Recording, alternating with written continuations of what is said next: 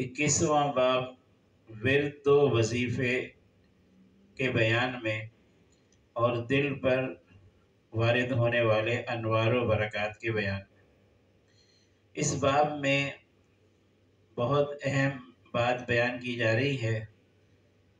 اس بات کا حاصل یہی ہے کہ بندے کو اپنے اوراد اور وظائف اور معمولات کی پابندی کرنی چاہیے، اور معمولات کی پابندی بہت زیادہ اہم ہے، اور یہ گویا ترقی کا زینہ ہے۔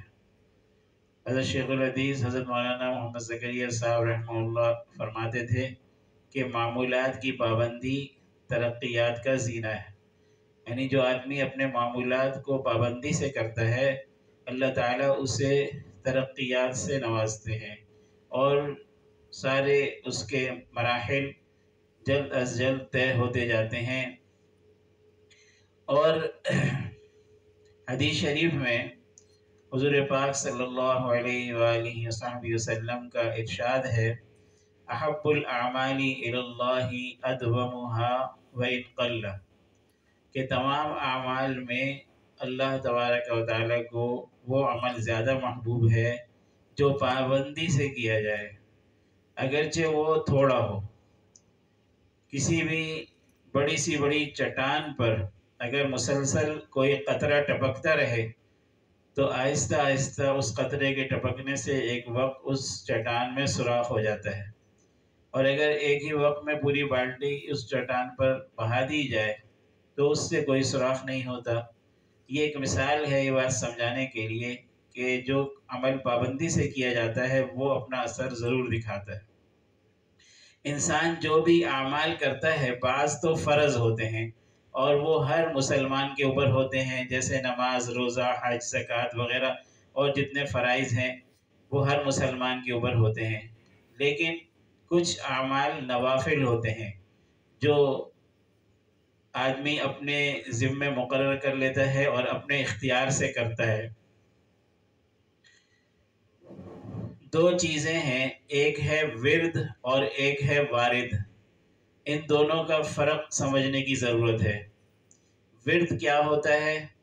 ورد یہ ہوتا ہے کہ جو نفل اعمال آدمی خود اپنے اختیار سے اپنے ذمے مقرر کر لیتا ہے، مثلا نوافل ہیں اشراق، چاشت، اوابین، تہجد، اور اسی طرح قرآن پاک کی تلاوت، اور اسی طرح ذکر جہری، یہ وہ اوراد ہیں، یہ وہ ورد ہے جو ظاہری ہے۔ اور ایک ورد باطنی بھی ہوتا ہے، مثلا کسی کو کوئی بزرگ یہ بتا دیں کہ تم جو ہے مراقبہ کرو، فنا مراقبہ کرو، فنا شغل قلب کرو، یعنی دل کو اللہ کے ساتھ مشغول کرنے کا ایک عمل ہوتا ہے جس کو شغل قلب کہتے ہیں، تو یہ باطنی ورد ہے۔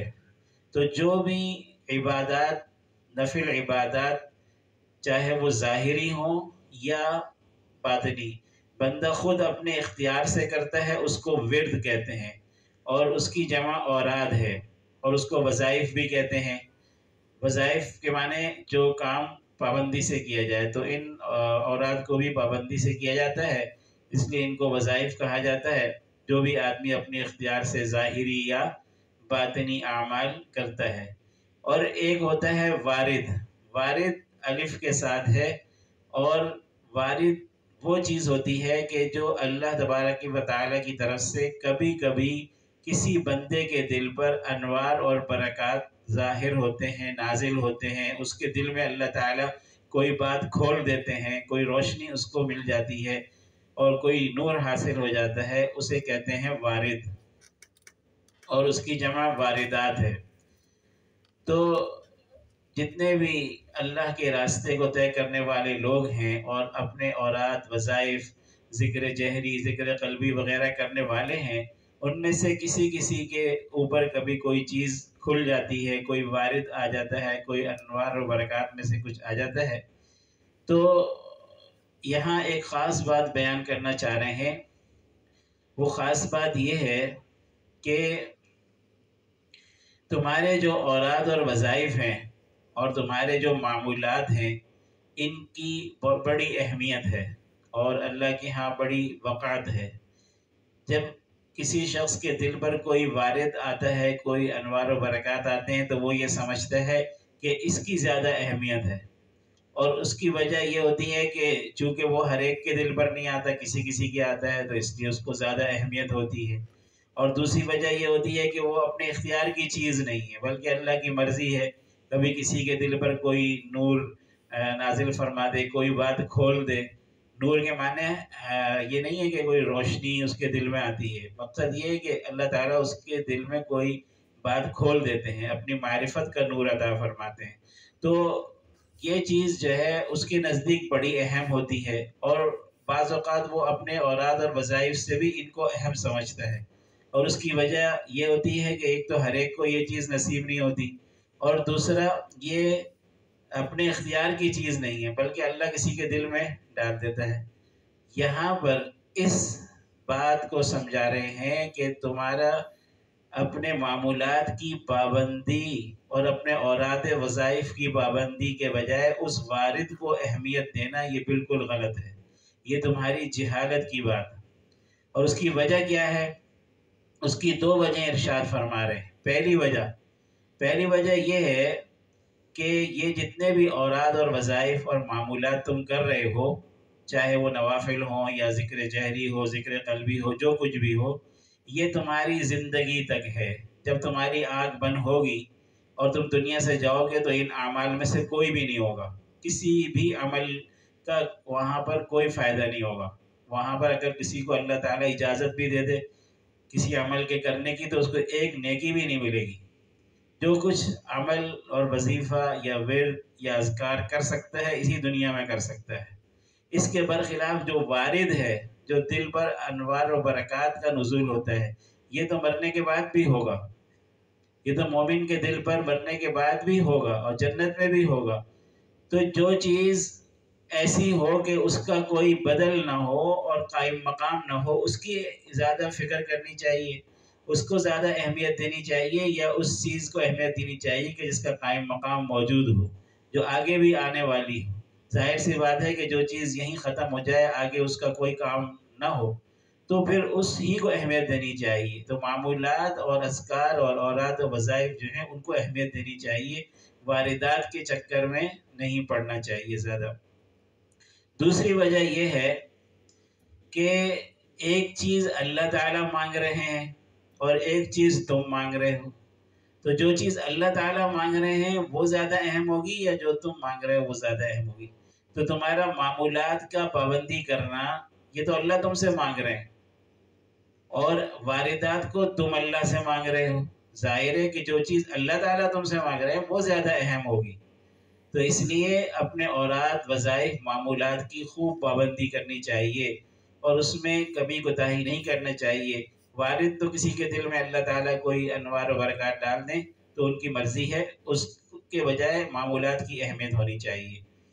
فرماتے ہیں بندہ جو عبادت ظاہری جیسے نوافل، اذکار وغیرہ، یا باطنی جیسے مراقبہ، شغل قلب اپنے اختیار سے کرتا ہے، اس کو ورد کہتے ہیں، اور جو اللہ تعالیٰ کی طرف سے انوار اور لطائف بندے کے دل پر بغیر اختیار کے آتے ہیں، اس کا نام وارد ہے۔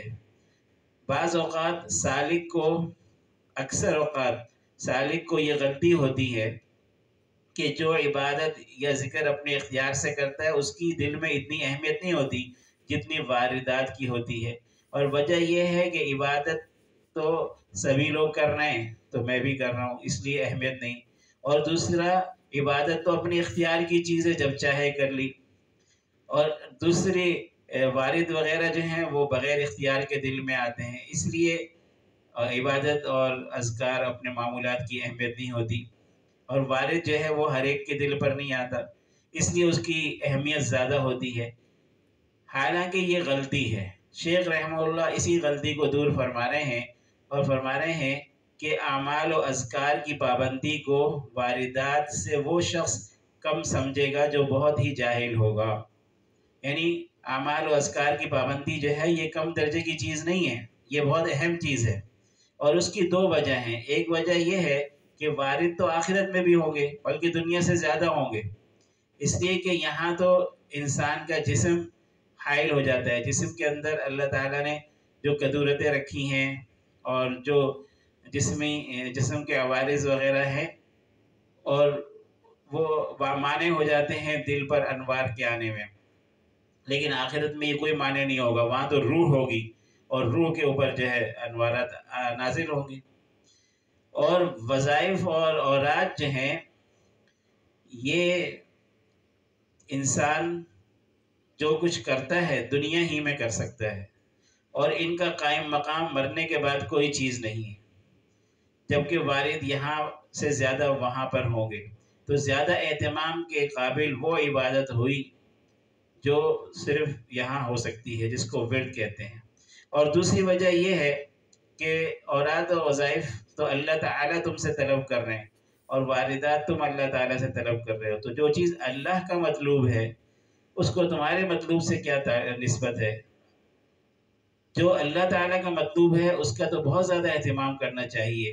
خلاصہ یہ ہے کہ سالک کو چاہیے کہ جو شغل اور ورد اس نے مقرر کر لیا ہے اس کی پابندی کرے، اور اس کو وارد کے مقابلے میں حقیر نہ سمجھے، بلکہ یہ سمجھے کہ انہی کے ذریعے سے، انہی اوراد کی پابندی کے ذریعے سے دل پر اللہ تعالیٰ کی طرف سے انوار بھی آئیں گے.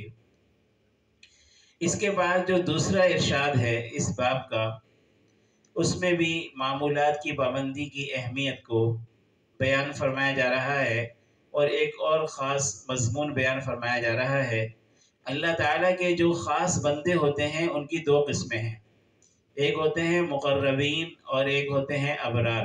مقربین جن کو اللہ کا زیادہ قرب حاصل ہے، اور دوسرے ابرار جو عام نیک لوگ ہیں. اور ان دونوں قسموں کا ذکر قرآن کریم میں صراحتاً بھی ہے اور اشارتاً بھی ہے. صراحتاً سورہ واقعہ کے اندر موجود ہے، والسابقون السابقون، کہ جو لوگ سابقین ہیں ان کے تو کیا ہی کہنے، وہ تو سابقین ہی ہیں. پھر ان کے لیے جو جنتوں کی نعمتیں ہیں ان کا ذکر ہے. اور عام نیک بندوں اور ابرار کے لیے وہ اصحاب الیمینی ما اصحاب الیمین، اصحاب الیمین جو ہے ان کا کیا کہنا، وہ کتنے اونچے مقام پر ہوں گے. تو اصحاب الیمین کا مقام مقربین سے کم ہوتا ہے، عام نیک بندوں کا مقام مقربین سے کم ہوتا ہے. تو یہ دونوں قسمیں سورہ واقعہ میں بھی مذکور ہیں، سورۃ الرحمن میں بھی مذکور ہیں، اور جگہوں پر بھی اللہ تعالیٰ نے اشارتاً ان کا ذکر فرمایا ہے، ان دونوں قسموں کا جو اللہ کے خاص بندے ہیں. ان دونوں کا فرق کیا ہے دنیا میں؟ ان دونوں کا فرق یہ ہوتا ہے کہ جو مقربین ہوتے ہیں ان کا نفس بالکل فانی ہو چکا ہوتا ہے، وہ اللہ تعالیٰ سے ایسے جڑ چکے ہوتے ہیں کہ وہ جو بھی عبادت کرتے ہیں صرف اللہ کے لیے. جنت دوزخ کا خیال ہی نہیں آتا ان کو کہ ہم جنت کے لیے کر رہے ہیں یا دوزخ سے بچنے کے لیے. بس اللہ کی محبت کا غلبہ ایسا ہوتا ہے کہ جو کچھ بھی وہ کر رہے ہوتے ہیں بس اللہ کی محبت کو سامنے رکھ کر. یہ مقربین ہوتے ہیں، اور ان کے چہرے پر خاص انوارات ہوتے ہیں، عام مسلمان بھی پہچان لیتا ہے. اور اس کے ساتھ جو ہے دوسری قسم ہے ابرار، نیک لوگ. جو نیک لوگ ہوتے ہیں، عام نیک لوگ، تو ان کے چہرے پر اتنے انوارات نہیں ہوتے جتنے مقربین پر ہوتے ہیں، اور ان کا نفس پوری طرح فنا نہیں ہوا ہوتا، بلکہ وہ جو عبادات وغیرہ کرتے ہیں جنت کی طلب کے لیے کرتے ہیں، دوزخ سے بچنے کے لیے کرتے ہیں. اور یہ بالکل صحیح ہے کہ آدمی کی نیت یہ ہو کہ جنت مجھے ملے اور دوزخ سے میں بچوں. یہ عام نیک لوگوں کا مقام ہے. اور دنیا میں وہ ان کا نفس بالکل چونکہ فانی نہیں ہوتا، اس لیے دنیا میں اللہ کی نعمتیں بھی استعمال کرتے ہیں، عمدہ عمدہ کھانے، عمدہ کپڑے وغیرہ سب استعمال کرتے ہیں، کیونکہ اللہ کی طرف سے اجازت ہے. اللہ نے پاکیزہ چیزیں حلال کی ہیں. خود قرآن میں فرمایا قُلْ مَنْ حَرَّمَ زِینَةَ اللَّهِ الَّتِي أَخْرَجَ لِعِبَادِهِ، کس نے جو ہے اللہ کی زینت کو حرام کیا جو اللہ نے بندوں کے لیے ہی نکالی ہے. اور فرمایا یا ایھا الرسل کلوا من الطیبات واعملوا صالحا، اے پیغمبرو پاکیزہ غذائیں کھاؤ اور نیک عمل کرو. کئی جگہ پر اللہ نے پاکیزہ نعمتیں استعمال کرنے کا حکم فرمایا ہے. تو یہ جو عام لوگ ہوتے ہیں، نیک لوگ ہوتے ہیں، ابرار، یہ دوسری قسم ہے. اب جو بات یہاں سمجھانا چاہتے ہیں وہ یہ ہے کہ دیکھو، اگر تم کسی اللہ کے بندے کو یہ دیکھتے ہو کہ وہ عام نیک لوگوں میں ہے لیکن معمولات کی بڑی پابندی کرتا ہے، اس سے اللہ کی ایسی توفیق اس کو ملی ہوئی ہے کہ کوئی معمول ناغہ نہیں ہوتا، معمولات کی بڑی پابندی کرتا ہے، اولاد وظائف سب کی پابندیاں کر رہا ہے۔ اب تم دوسری طرف یہ دیکھتے ہو کہ اس کے چہرے پر وہ انوارات تو نہیں ہیں جو مقربین کے ہوتے ہیں، تو ان انوارات کے نہ ہونے سے اس کی معمولات کی پابندی کو کمتر مت سمجھنا۔ یہ معمولات کی پابندی بہت بڑی چیز ہے۔ اس کی وجہ یہ ہے کہ معمولات کی پابندی کی دولت اسی شخص کو نصیب ہوتی ہے کہ جس کے دل پر اللہ تعالیٰ کے انوارات کی تجلی کسی وقت ہو چکی ہوتی ہے، اور اس تجلی کے بغیر توفیق ہی نہیں ہو سکتی معمولات کی پابندی کی۔ تو جس کو معمولات کی پابندی کی دولت ملی ہوئی ہے، سمجھ لو کہ بہت بڑی دولت ہے۔ اس لیے یہ بات سمجھا رہے ہیں، فرماتے ہیں اللہ تعالیٰ کے خاص بندے دو قسم پر ہیں، مقربین اور ابرار۔ مقربین وہ ہیں جن کے ارادے اور اختیار اور نفسانی خواہشیں سب فنا ہو گئی، اور اللہ تعالیٰ کے ارادے اور اختیار کے ساتھ باقی ہیں، اور اپنے رب کے حکموں کو صرف اس کی بندگی کے کرنے کے لیے پورا کرتے ہیں، ان کو جنت اور دوزخ کا خیال نہیں ہے۔ اور دوسری قسم ہے ابرار۔ ابرار وہ ہیں کہ جن کی نفسانی خواہشیں اور ارادے باقی ہیں، اور اللہ تعالیٰ کی عبادت جنت حاصل کرنے اور دوزخ سے بچنے کے لیے کرتے ہیں۔ جنت میں بڑے بڑے درجے حاصل کرنا ان کا مقصد ہے۔ دونوں قسموں کا ذکر قرآن کریم میں موجود ہے، اشارتاً بھی صراحتاً بھی۔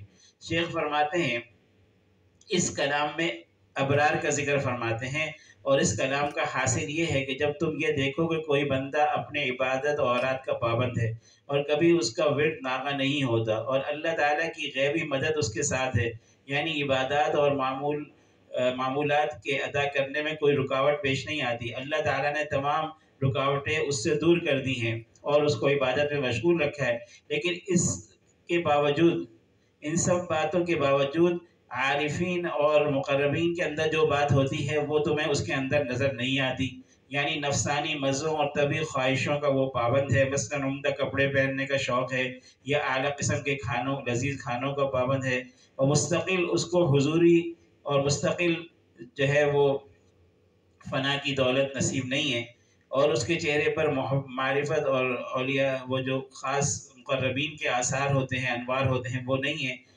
تو یہ جو معمولات کی پابندی کی دولت ہے، اس دولت کو تم ان علامات کے نہ ہونے کی وجہ سے حقیر نہ سمجھنا، اور یہ خیال نہیں کرنا کہ ان زیادہ انوارات کے نہ ہونے کے باوجود یہ ورد و وظائف کوئی چیز نہیں ہے، یہ سخت بے ادبی ہے، اس لیے کہ اللہ تعالیٰ کی تجلیات کے بغیر اتنی معمولات کی پابندی اور استقامت نہیں ہو سکتی۔ اس کے دل پر ضرور اللہ تعالیٰ کی تجلی ہے، جس نے اس کو پابند بنا رکھا ہے، اس کے دل نے کوئی تو ذائقہ پایا ہے کہ جس کی وجہ سے یہ پابندی کی دولت اس کو میسر ہے، اگر وہ بالکل خالی اور خشک ہوتا تو پابندی اور استقامت نصیب نہ ہوتی۔ ہاں یہ ضرور ہے کہ جس درجے کی عارفین پر تجلیات ہوتی ہیں کہ وہ ان کے خواہشات اور اختیار کو ختم کر دیتی ہیں، اس درجے کی تجلیات اس پر نہیں ہیں، تو اگر تم نے اس کو حقیر سمجھا تو یہ جہالت اور کم عقل اور بے ادبی کی بات ہے۔ تو معلوم ہوا کہ معمولات کی پابندی بہت بڑی دولت ہے۔ اس کے بعد جو ایک ارشاد ہے اس کا حاصل بھی یہی ہے کہ معمولات کی پابندی بہت بڑی دولت ہے۔ اصل اللہ تعالیٰ کی طرف سے جو انوار و برکات دل پر آتے ہیں، اس کا مقصد کیا ہے، یعنی اس کا بندے کو فائدہ کیا ہوتا ہے؟ بندے کو فائدہ یہ ہوتا ہے کہ اس کے دل میں ایمان اور یقین بڑھ جاتا ہے، کیونکہ اللہ تبارک و تعالی جب اس کی طرف توجہ فرماتے ہیں تو اس کو اپنی ذات پاک سے تعلق نصیب فرماتے ہیں، ایمان اور یقین بڑھ جاتا ہے، اور اللہ تعالیٰ کی معرفت کا نور حاصل ہوتا ہے کہ اللہ تعالیٰ اتنے عظیم ہیں، اللہ کی یہ صفات ہیں، ایسے کریم ہیں، ایسے رحیم ہیں، اور بہت اللہ تعالیٰ کی صفات پر اسے یقین حاصل ہوتا ہے، اور یہی اصل مقصد ہے انوار اور برکات کا۔ اور یہ جو مقصد ہے یقین کی دولت، یہ جب ہوگا جب دل پہ انوار و برکات آئیں گے، اور انوار و برکات اتنے اللہ تعالیٰ دل میں ڈالتے ہیں جتنا آدمی کے اندر قابلیت ہوتی ہے، جتنا وہ صلاحیت رکھتا ہے، اور اس کی صلاحیت کیسے بڑھے گی؟ صلاحیت ایسے بڑھے گی کہ وہ معمولات کی پابندی کرے اور اپنے اوراد و وظائف کو پوری طرح ادا کرے، اور جب معمولات اور اوراد و وظائف کو پورا کرے گا تو اس کا دل نورانی ہو جائے گا، دل صاف ہوگا، دل کے اندر چمک پیدا ہوگی، اور اسی کے بقدر نور آئے گا، پھر اسی کے بقدر اللہ تبارک و تعالیٰ کی طرف سے معرفت اور یقین حاصل ہوگا۔ فرماتے ہیں دل پر انوار برکات بندے کی قابلیت اور استعداد کے مطابق ہوتے ہیں۔ اگر قابلیت کامل ہے کہ پورے اہتمام سے وہ اپنے اوراد پورا کرتا ہے، دل میں فضول خیالات نہیں ہیں، اور ظاہری طور پر بھی پابندی کرتا ہے پاک رہنے کی۔ یہ سبب ہے، ایک تو جو ہے پابندی معمولات کی، دوسرا دل میں الٹے سیدھے خیالات نہ آئیں، تیسرا دل کے پاک ہونے کے ساتھ ساتھ وہ باوضو رہنے کی بھی کوشش کرے، ظاہری پاکی بھی اس پر بھی پابندی کرتا ہے، اور معمولات کا پورا پابند ہے تو انوار و برکات اس کے قلب پر نازل ہوتے ہیں، اور جتنی پابندی کرتا ہے اسی کے بقدر نازل ہوتے ہیں، اور اگر کمی کرے گا تو کم ہوں گے۔ اور ان سب کا مقصد، وارد اور انوار برکات کا مقصد یہ ہے کہ یقین اور معرفت کی دولت نصیب ہو، اور یقین و معرفت کے انوار کی روشنی باطن کی صفائی کے مطابق ہوتی ہے۔ جتنا باطن اندر سے صاف ہوتا ہے اتنا اللہ کی طرف سے یقین کی دولت ملتی ہے، اور باطن کی صفائی یہ ظاہری اوراد اور وظائف کی پابندی پر موقوف ہے۔ لہٰذا بندے کو اپنے ظاہری معمولات اور پاک رہنے کی پابندی میں بہت کوشش کرنی چاہیے، اور اس کو اہم اور ضروری سمجھنا چاہیے۔ اللہ تعالیٰ عمل کی توفیق عطا فرمائے۔